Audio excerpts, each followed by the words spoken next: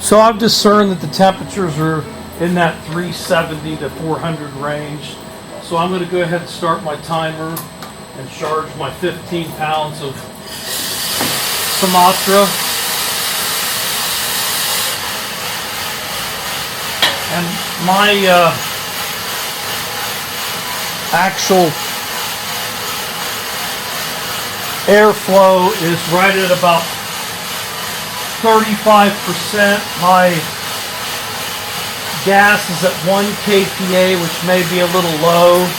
I had turned it down because of the drum had heated up so well. In fact, I'm going to bump it up to about 1.5.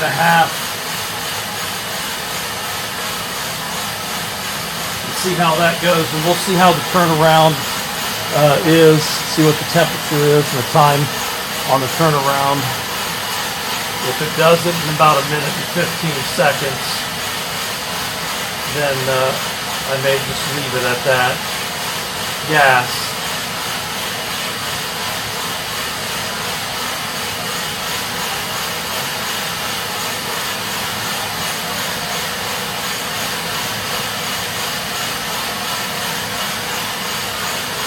So it looks like the turnaround's at 186.7, and it's right in that 1 minute and 15 second range. In fact, we'll see what the artisan said in just a second. 109 seconds, or 1 minute and 9 seconds, 186.7.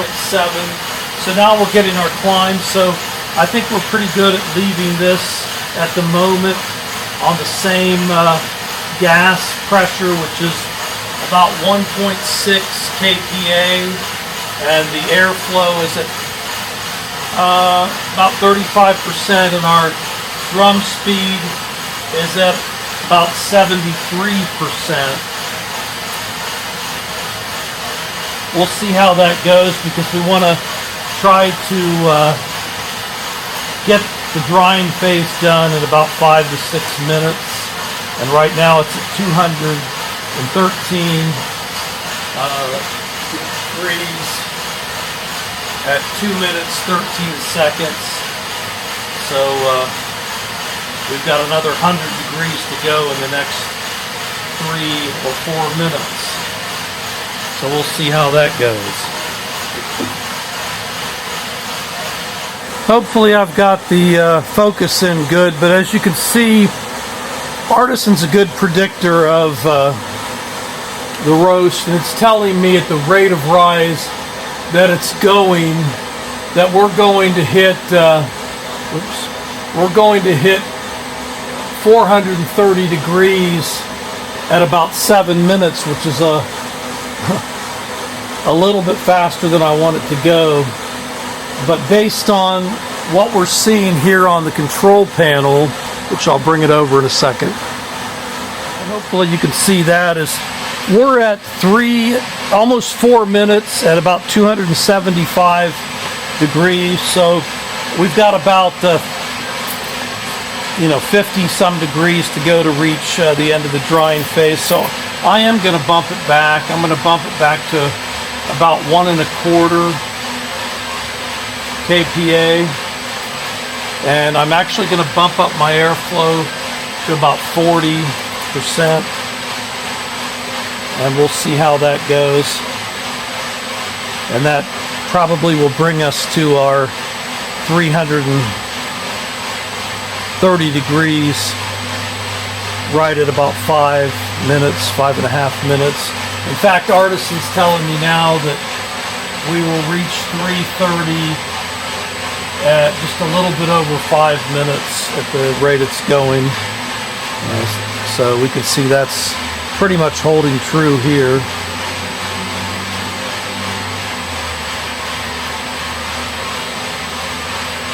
The actual charge time on the Artisan and on when I set the timer is off by about 7 seconds. So it's at 5 minutes 2 seconds now, and 5 minutes 10 there. So 7 or 8 seconds difference. But we can see here we're going to be at right around 5.5 minutes at the end of the drying phase.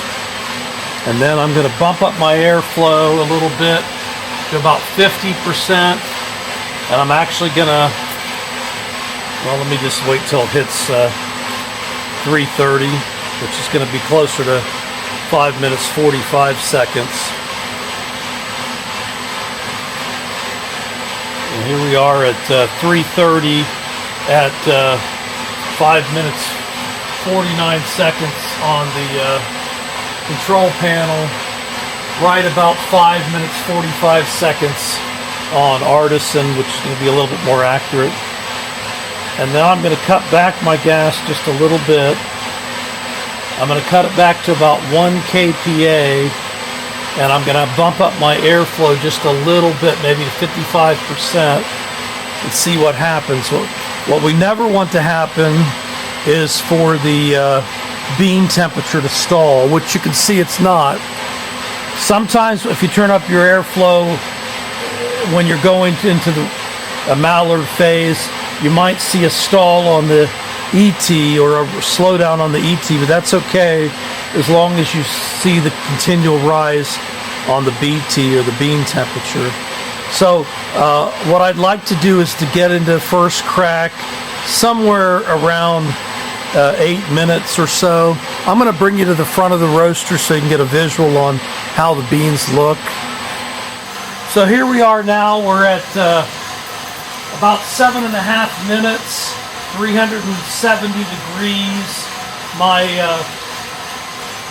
gas is at 1 kPa. My airflow is at 55. I'm going to bump it up to 60%. And as you can notice here, which is one thing I like about this roaster, is you can see the beans in both viewer windows. And of course you have your trier spin. It looks like a nice even roast. I don't know how well you can see beans on the camera there, but it's getting ready to go into first crack.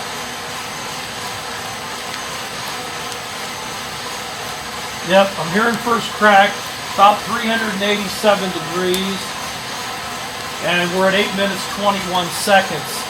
So at this point, because it's Sumatra and I want to take it up to close to 430, I'm actually going to bump up my airflow just a little bit to about 65%. I'm keeping my gas at 1 kPa, and I'm actually going to bump up my drum speed to 80%. It was at about 74%. And I don't know how well you can hear, especially with me talking, but it's starting to go into a nice roll first crack. So I'm going to have to open our door because my exhaust, temporary exhaust, is pretty crappy and smoke is starting to back out. But we're at 413 degrees, about 9 minutes 45 seconds, and I want to take this up to about 430.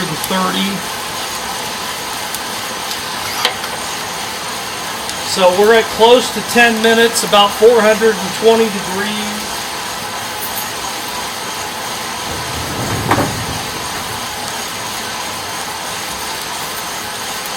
Now we're at 425 degrees at a little over 10 minutes. Unfortunately, I've got a leak in my temporary piping. Okay, so we're about ready to drop the beans in the cooling tray. It's 4:35. I'm turning off my gas, turning on my mixing and cooling, and go ahead. There goes my temporary piping. So you might see a little bit of smoke because my temporary piping is completely blown out, but there you go.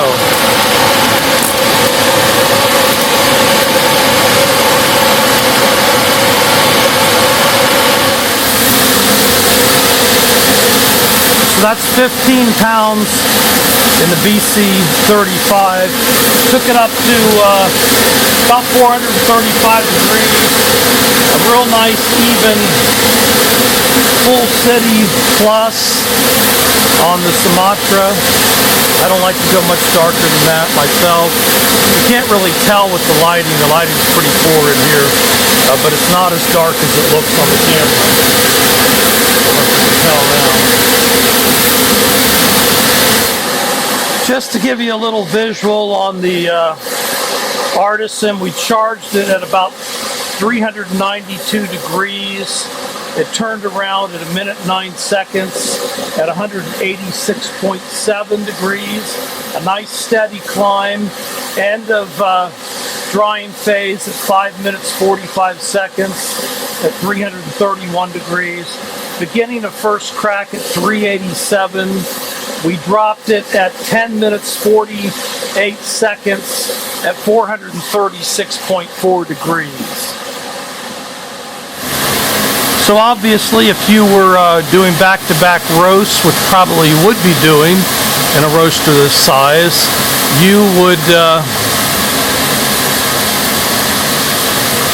charge another roast as soon as the beans were done in the first roast. Because I was just doing a test, I'm leaving the drum door open. I've got my